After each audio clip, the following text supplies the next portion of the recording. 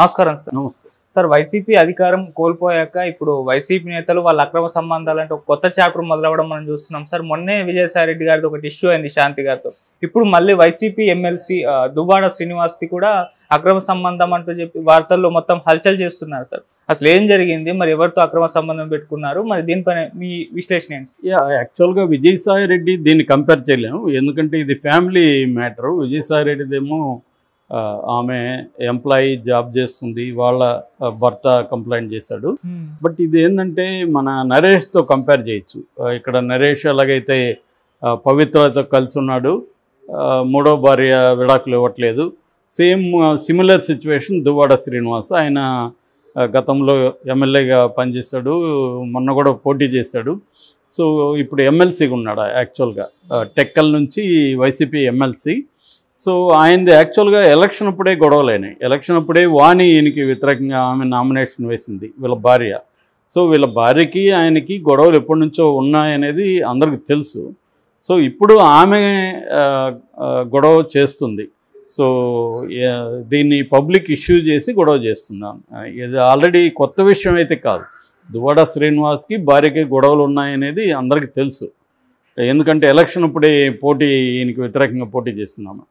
So అసలు ఇప్పుడు ఏంటంటే కొత్తగా రంగంలోకి దివ్యల మాధురి అనే ఆవిడ రంగంలోకి వచ్చింది. ఈ దివ్యల మాధురితోనే దువ్వాడ శ్రీనివాస్ కలిసి ఉంటాడు. ఓవరాల్గా పిక్చర్ ఏంటంటే దువ్వాడ శ్రీనివాస్ వాణి అనేవాళ్ళు దంపతులు, వాళ్ళకిద్దరు ఆడపిల్లలు ఉన్నారు, టీనేజ్ అమ్మాయిలు.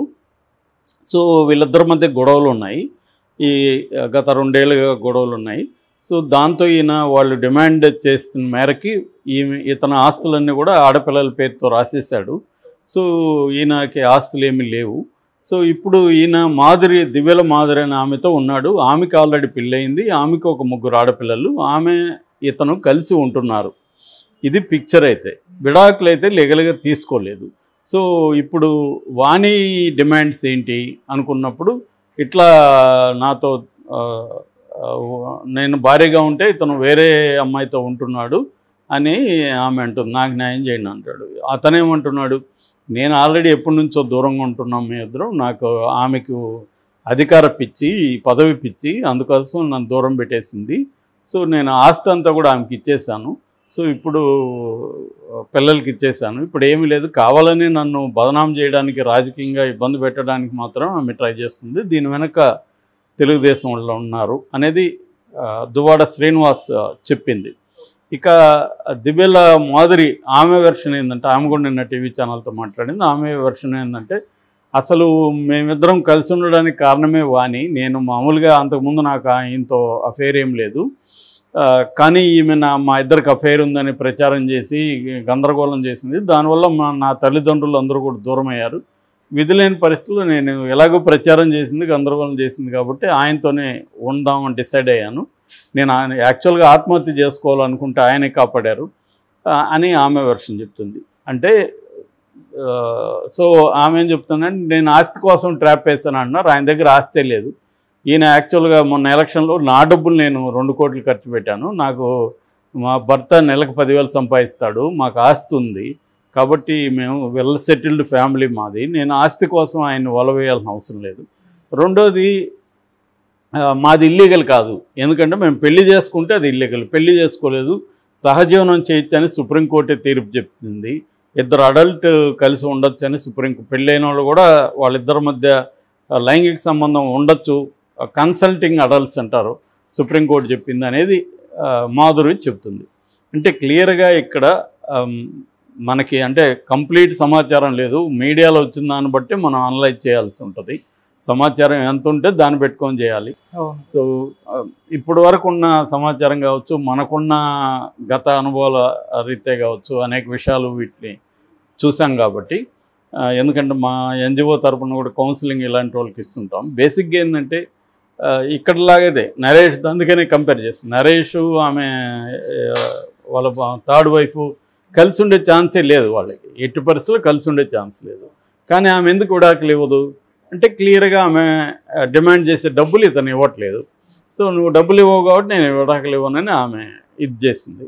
సో చట్టము స్త్రీల వైపే ఎక్కువగా బలంగా ఉంటుంది కాబట్టి ఇప్పుడు ఇతను పెళ్లి చేసుకోలేడు, ఆమె కోరిన డబ్బులు ఇవ్వలేడు.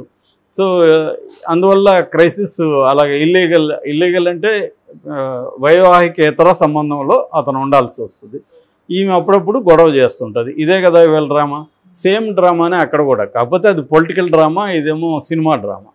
ఇది చాలామంది జీవితాల్లో కూడా ఇలాంటివి నడుస్తుంటాయి. ఎందుకంటే భార్యాభర్తల మధ్య గొడవలు వస్తాయి, వాళ్ళు కలిసి ఉండే పరిస్థితి ఉండదు.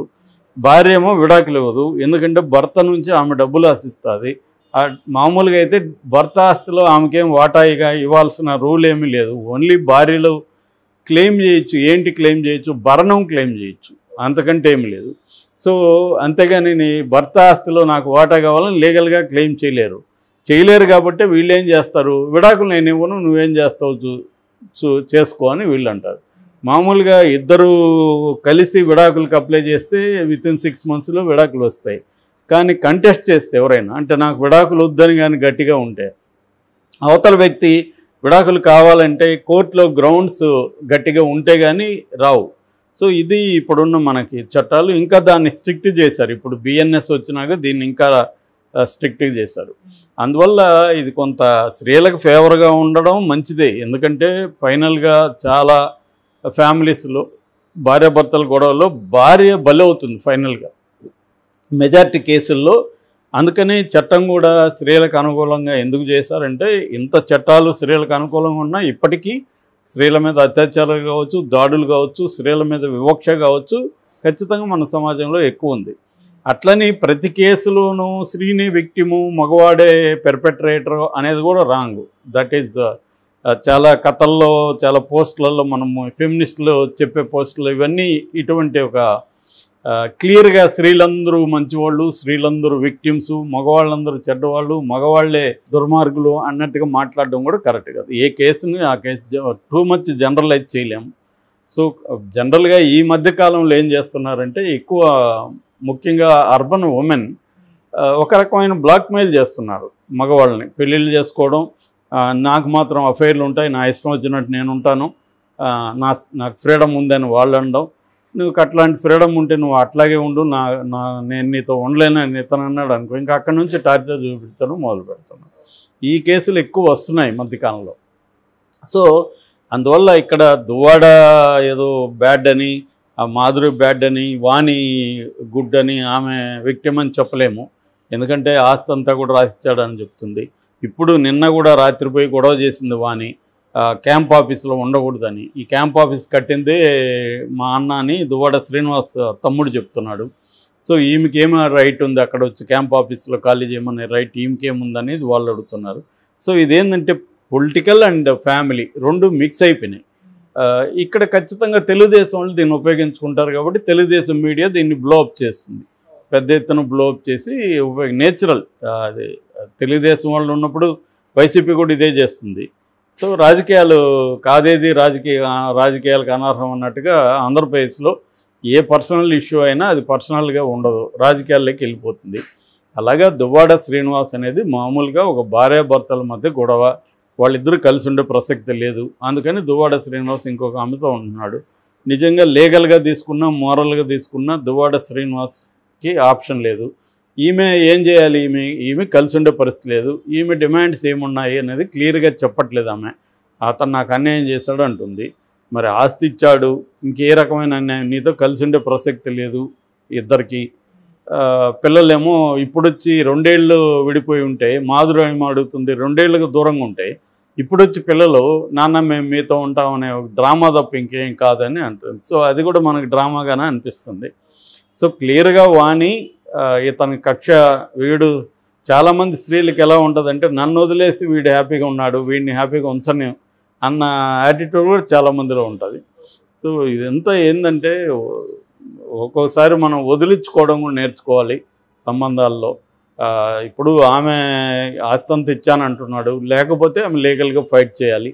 సో ఇదంతా ఏంటంటే పొలిటికల్గా ఇతను వైసీపీలో ఉన్నాడు కాబట్టి ఇతను బదనాం చేయడానికి ఖచ్చితంగా తెలుగుదేశం వాళ్ళు ఆమెకు కూడా హెల్ప్ చేసే అవకాశం ఉంది. ఓకే, కాబట్టి ఇది ఫ్యామిలీ మ్యాటర్ అయితే, మామూలుగా ఫ్యామిలీ మ్యాటరే, భార్యాభర్తల ఇష్యూలే అత్యంత కాంప్లెక్స్గా ఉంటాయి. అందులో పాలిటిక్స్ ఎంటర్ అయింది, ఇంకెంత కాంప్లెక్స్గా ఉంటాయో చెప్పాల్సిన అవసరం లేదు.